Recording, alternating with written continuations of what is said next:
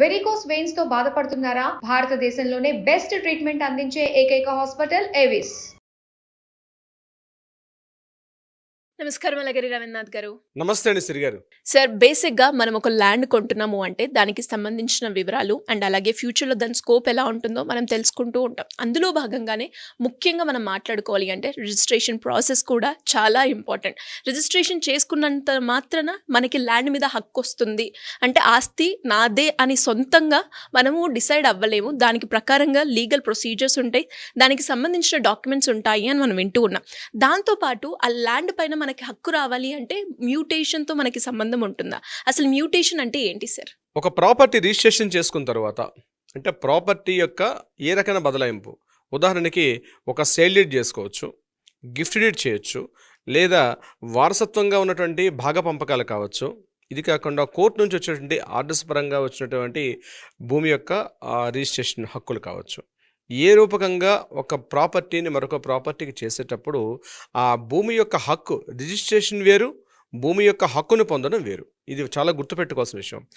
భూమి యొక్క హక్కు బదలాయింపుని మ్యూటేషన్ అని అంటారు. అంటే రెవెన్యూ రికార్డ్స్లో అతని యొక్క పేరు నమోదు చేసుకోవడం. ఉదాహరణకి వ్యవసాయ భూములు, ప్లాట్లు ఇట్లాంటివి ఉండేటప్పుడు ఏమవుతాయంటే ఒక ప్రాపర్టీ భూ బదలాయింపు జరిగేటప్పుడు అంతకుముందు ఉన్నటువంటి ఎవరైతే హక్కుదారుడు భూమి యాజమాన్య యొక్క హక్కులు ఏవైతే ఉంటాయో ఆ భూమి యాజమాన్యపు పేరు మార్పు, లేక భూమి యాజమాన్యపు హక్కు యొక్క బదలాయింపు, లేదా భూమి యాజమాన్యపు హక్కు యొక్క ఆ యొక్క బదలాయింపు కార్యక్రమాన్ని దీన్ని పూర్తిగా మ్యూటేషన్ చేసుకునే ప్రక్రియ చాలా చాలా కీలకమైనటువంటి విషయం యొక్క దీంట్లో. అంటే చాలామంది ఏమనుకుంటారంటే రిజిస్ట్రేషన్ చేసేసుకుంటే సరిపోతుంది, ఇంకా మ్యూటేషన్ అన్న వర్డ్ తెలియదు చాలామందికి కూడా. కానీ ఈ మ్యూటేషన్ అనేది చాలా ఇంపార్టెంట్. ఇక్కడ మన తెలంగాణలో ఎలా ఉంటుందంటే 2020 వరకు ఉన్నటువంటి 6వ చట్టం ప్రకారం అంతకుముందు ఏం చేశారంటే వ్యవసాయ భూములైనా అదేవిధంగా స్థలాలు అనేటువంటివన్నీ కూడా రిజిస్ట్రేషన్ ఆఫీస్లో చేసేవారు. రిజిస్ట్రేషన్ చేసిన ఆఫీస్ అయిపోయిన తర్వాత ఇమీడియట్గా అక్కడ నుంచి తహసీల్ డిపార్ట్మెంట్ మాత్రమే, తహసీల్ ఆఫీస్ వాళ్ళు మాత్రమే ఈ యొక్క మ్యూటేషన్ చేసే ప్రక్రియ ఉండేది. అంటే ఇక్కడ ఈ సేల్ డీడ్ డాక్యుమెంట్ ఇవన్నీ తీసుకొని తహసీల్ ఆఫీస్లో వాళ్ళని అక్కడ నమోదు చేసుకునేటప్పుడు ఆ తహసీల్ వాళ్ళు అంతకుముందు రెవెన్యూ రికార్డ్స్లో ఉన్నటువంటి ఎవరైతే మండల ఆఫీస్ అంటాం మనం, ఆ మండల ఆఫీస్ ఉన్నటువంటి ఆ యొక్క రికార్డ్స్ ఏవైతే ఉంటాయో అక్కడ ఆ పేరు మార్పు అనేది అక్కడ జరిగేది ఇంతకుముందు.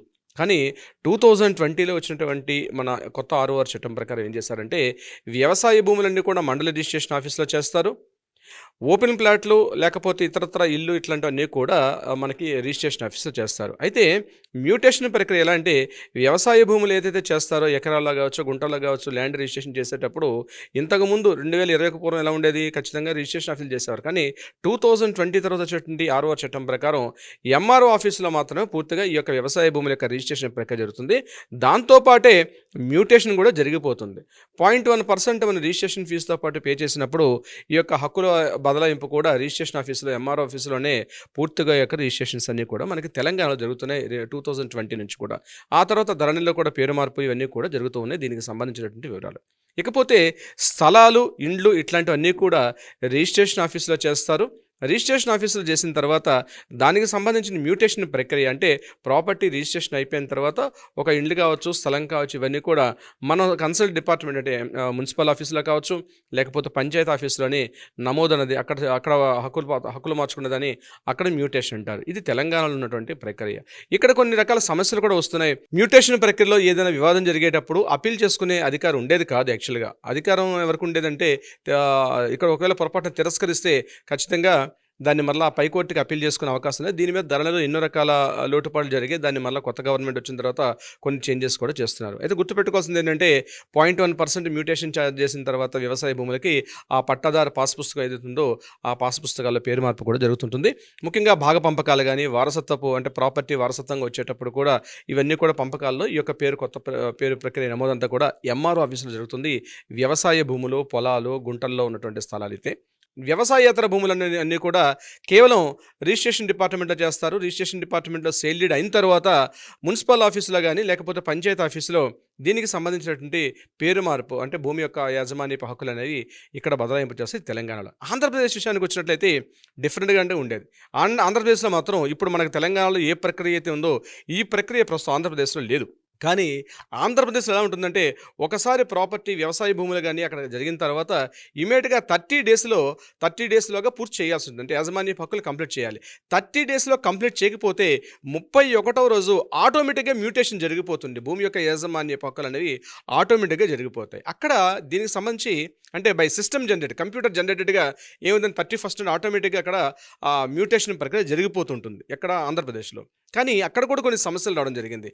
అక్కడ ఎంఆర్ఓ గారు ఏం చేస్తారంటే ఈ ఆటోమేటిక్ జనరేషన్ ఏం చేస్తారంటే ప్రభుత్వ స్థలాలు మిగిలిన బంజరు భూములు ఇట్లాంటివి కూడా ఏదో ఒక అప్లికేషన్ పెట్టేస్తున్న కూడా 31st డే నాడు బై డిఫాల్ట్ అక్కడ భూమి యాజమాన్య హక్కులు పొందే అవకాశం కూడా ఆంధ్రప్రదేశ్లో యాక్ట్ ప్రకారం జరుగుతున్నాయి. దీనికి సంబంధించి అక్కడ ఎంఆర్ఓ అక్కడ రిజెక్ట్ చేసే అవకాశం కూడా ఉండే సందర్భాలు కూడా ఉన్నాయి. ఒకవేళ ఎంఆర్ఓ రిజెక్ట్ చేస్తే ఇమీడియట్గా ఎందుకు రిజెక్ట్ చేస్తున్న విషయాన్ని ఆర్డీఓకి అక్కడ ఇన్ఫార్మ్ చేయాల్సిన అవసరం ఉంటుంది ఆంధ్రప్రదేశ్లో. ఈ రకంగా తెలంగాణ ఆంధ్రప్రదేశ్లో భూమి యొక్క యాజమాన్యపు హక్కుల యొక్క మార్పిడి అన్నది ఏదైతే ఉందో యాజమాన్యపు హక్కులను చేంజ్ చేయడం అనే ప్రక్రియ ఏదైతే ఉందో ఇది కొన్ని రకాలుగా వివాదాస్పదంగా కూడా ఉన్నాయి. ఇంతకుముందు ఎలా ఉండేదంటే రిజిస్ట్రేషన్ చేసుకున్నాక ఎంఆర్ ఆఫీస్కి పెట్టుకునేవారు. ఎంఆర్ ఆఫీస్లో ఖచ్చితంగా ఈ యొక్క డాక్యుమెంట్స్ ప్రొడ్యూస్ చేసేది ఉండేది. అంటే సేల్ డీడ్ డాక్యుమెంట్ ఏదైతే రిజిస్ట్రేషన్ జరిగిందో సేల్ డీడ్ డాక్యుమెంట్, సేల్ డీడ్తో పాటు ఎవరైతే యాజమాన్యపు హక్కుల యొక్క వారసత్వ పాల యొక్క పర్సనల్ డీటెయిల్స్ అంటే పాస్పోర్ట్ కావచ్చు, లేకపోతే మన రేషన్ కార్డు, అదేవిధంగా ఆధార్ కార్డు ఇట్లాంటి వివరాలన్నీ ఇచ్చిన తర్వాత అక్కడ రెవెన్యూ ఇన్స్పెక్టర్ వెళ్ళి ఖచ్చితంగా సైట్ విజిట్ చేసి దాన్ని కన్ఫర్మేషన్ ఉన్నాక భూమి యొక్క రికార్డ్స్లో యాజమాన్య హక్కుల్ని నమోదు చేసిన తర్వాత ఈ పట్టాదార పాస్ పుస్తకాన్ని ఇష్యూ చేసేవారు. ఇప్పుడు కొత్త ప్రక్రియ అంటే 0.1% స్టాంప్ డ్యూటీ పే చేసిన తర్వాత దాని మీద యాజమాన్య హక్కులని వస్తుంది. మ్యూటేషన్ అనేది చాలా కంపల్సరీ. అంటే ఒక ప్రాపర్టీ రిజిస్ట్రేషన్ డిపార్ట్మెంట్లో రిజిస్ట్రేషన్ చేసుకున్నంత మాత్రాన ఇది నా ప్రాపర్టీ అయిపోయింది అనేది కాదు. ఎగ్జాక్ట్లీ అయిపోయింది. రిజిస్ట్రేషన్ డిపార్ట్మెంటు భారతీయ రిజిస్ట్రేషన్ యాక్ట్ ప్రకారం రిజిస్ట్రేషన్ చేసుకుంటాం 100 రూపాయల డాక్యుమెంట్ మీద రిజిస్ట్రేషన్ చేసుకునే ప్రక్రియ పూర్తవుతుంది. కానీ రిజిస్ట్రేషన్ అనేది ఒక ఇద్దరి మధ్య ఒప్పందం కుదిరిన తర్వాత దానికి సంబంధించినటువంటి ఒక స్టాంప్ డ్యూటీ మనం గవర్నమెంట్కి పే చేసి కేవలం ఆ యొక్క ఆస్తిని బదలాయింపు జరిగింది. ఈ ఆస్తి బదలాయింపు జరిగిన తర్వాత హక్కులు బదలాయింపు అనేది రెవెన్యూ రికార్డ్స్లో ఖచ్చితంగా నమోదు చేసుకుంటే తప్ప లేకపోతే ఫ్యూచర్లో న్యాయపరమైన చిక్కులు నమోదే అవకాశం కూడా ఉంటుంది. అంటే ప్రాపర్టీ రిజిస్ట్రేషన్ అయిపోయి ఉంటుంది కానీ అంతకుముందు రెవెన్యూ రికార్డ్స్ చేసుకోకపోతే ఆ ప్రాపర్టీ ఎవరైతే మీకు అమ్మారో వారి పేరు మీదుగానే ఇంకా రెవెన్యూ రికార్డ్స్లో ఉండే సందర్భం కూడా ఉంటుంది. మీ దగ్గర సేల్ డీడ్ డాక్యుమెంట్ ఉంటుంది కానీ రెవెన్యూ రికార్డ్స్లో మాత్రం వాళ్ళ యొక్క పేరు ఉండే అవకాశం ఉంటుంది.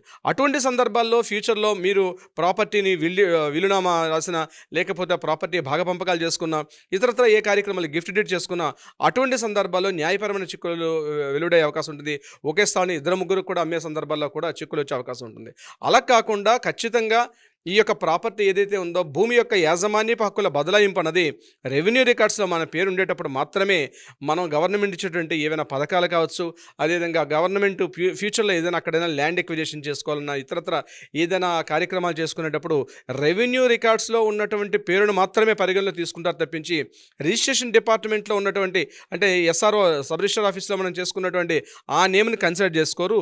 గ్రామ రెవెన్యూ రికార్డ్స్ కావచ్చు, లేకపోతే మండల రెవెన్యూ రికార్డ్స్ కావచ్చు, అక్కడ ఉన్న రెవెన్యూ రికార్డ్స్ నుండి పేరును మాత్రమే దృష్టిలో పెట్టుకొని ఏదైనా గవర్నమెంట్ అక్కడ ఫ్యూచర్లో ఒక రోడ్డు వేయాలన్నా మరొకటి వేయాలన్నా ఏదైనా ఆ రోడ్ని అక్విజిషన్ చేసుకున్నప్పుడు కాంపెన్సేషన్ ఇవ్వాలన్నా కూడా అటువంటి సందర్భాల్లో రెవెన్యూ రికార్డులో ఎవరి పేరు అయితే నమోదే ఉంటుందో వారికి మాత్రమే ఆ భూమి యొక్క వాళ్ళకి పరిహారం లభించే అవకాశం ఉంటుంది.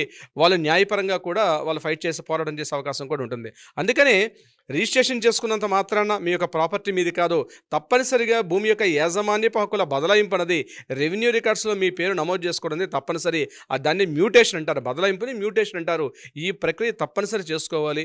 దానికి సంబంధించి వివరాలు వెబ్సైట్లో కూడా అందుబాటులో ఉంటాయి. సో మరి అలా ఎవరికైనా కూడా రిజిస్ట్రేషన్ ప్రాసెస్లో ల్యాండ్ రిలేటెడ్గా ఎలాంటి ఇష్యూస్ ఉన్నా కూడా ప్రాపర్టీ ఇష్యూస్ అయినా మిమ్మల్ని సంప్రదించాలి, లేదు లీగల్ పరంగా మాకు మీ అడ్వైస్ కావాలి అనుకునే వాళ్ళు ఎలా సార్ మిమ్మల్ని సంప్రదించాల్సిన అవసరం? కింద స్క్రోల్ అవుతున్నటువంటి నెంబర్ని కాంటాక్ట్ చేయగలిగితే మన లీగల్ టీం వాళ్ళకి అప్రోచ్ అవుతారు. న్యాయ సలహా సంప్రదింపులు కావాలంటే దీనికి సంబంధించిన భూ సమస్యలకు కానీ పరిహారాలకు కానీ అంటే పరిష్కారాలు కావాలంటే కూడా చేయగలుగుతారు. ఇది కాకుండా ఇంతకుముందే వివాదంలో ఉన్నటువంటి స్థలాలు కానీ ఏమైనా ఉన్నట్లయితే వాటికి కూడా ఆ కాంటాక్ట్ చేయగలిగితే మన లీగల్ టీం వాళ్ళకి అప్రోచ్ అయ్యి తగిన విధంగా న్యాయ సలహా పరిష్కారం కూడా ఇచ్చే దిశగా ప్రయత్నం చేస్తారు. సిరి గారు, thank you sir. Thank you so much. Thank you so much అండి.